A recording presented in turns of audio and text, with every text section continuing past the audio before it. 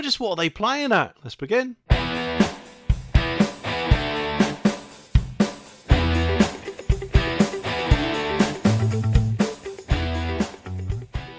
Well, it started off so well for Reform, didn't it? Especially when Nigel got involved there. Poll results shot up through the roof.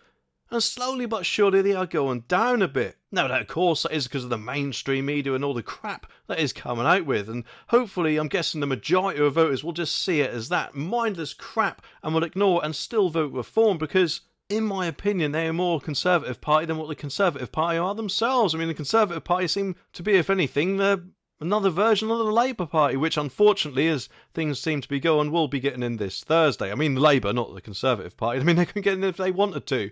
Not with Rishi as their leader anyway. However, it appears that the Conservatives have been given quite a helping hand by a Reform candidate. Or shall I say, a previous Reform candidate. And I know we had one the other day, but this is a second one now who is quitting, or standing down, shall I say, as a Reform MP. I mean, maybe, just maybe, they're worried that they might get voted in, might actually have to do some work. I mean, I could be wrong, but the article says Reform UK bombshell as the candidate defects to the Tories days before the election. So who is that candidate then? Georgie David, who was standing for Reform for West Ham and Beckton, says she'll no longer campaign, claiming the vast majority of her fellow candidates are racist, misogynistic and bigoted. Well, to be honest now, Georgie, I'm guessing that maybe, just maybe, you might just be paying a little bit too much attention to the mainstream media, eh? In a statement, she said, "I am hereby announcing my decision to leave the Reform Party and stand down as a candidate for West Ham and Beckton with immediate effect."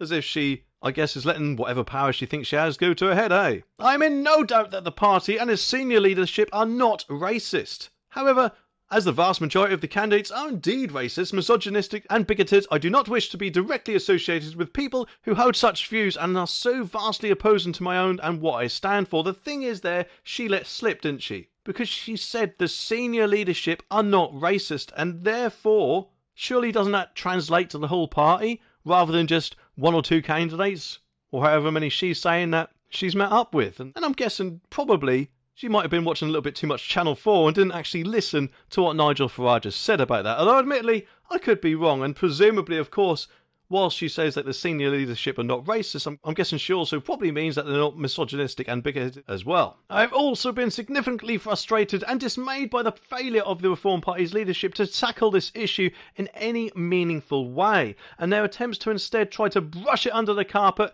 and cry foul play." Well, hang on a minute, didn't Nigel Farage just recently kick 3 people out of the party for holding such views? I mean, what else did she want him to do? She continues though, "And as such, I have suspended my campaign with Reform and will be endorsing the Conservative Party and will encourage all my fellow patrons to do the same." Does make me wonder though if there was, let's just say, an ulterior motive. Maybe, just maybe, that she is, I don't know, a Tory stooge. Admittedly, I could be wrong, but if she was, and the other person was as well, and they are cancelling just days before the election, wouldn't it be a little bit hard for Nigel Farage to find someone to fit in their place in that short amount of time, and therefore he wouldn't be able to put any candidate in their seat, in which case I'm guessing she presumably hopes that the Conservative Party will win. As indeed, I'm guessing Rishi hopes the same thing. So it just makes me wonder how many other people will suddenly decide they want to quit before Thursday. And I personally think Nigel has done his very best to ensure everyone that the party is not racist, misogynistic, bigoted, or whatever else. I think, if anything, Reform is the party to vote for this time. Obviously, it's up to you guys who you vote for, but all this crap that the mainstream media is putting out there is purely designed, in my opinion, to get Labour Party in and to do damage to Nigel Farage. And actually, I think, if anything, it's more of a stitch-up than anything else. And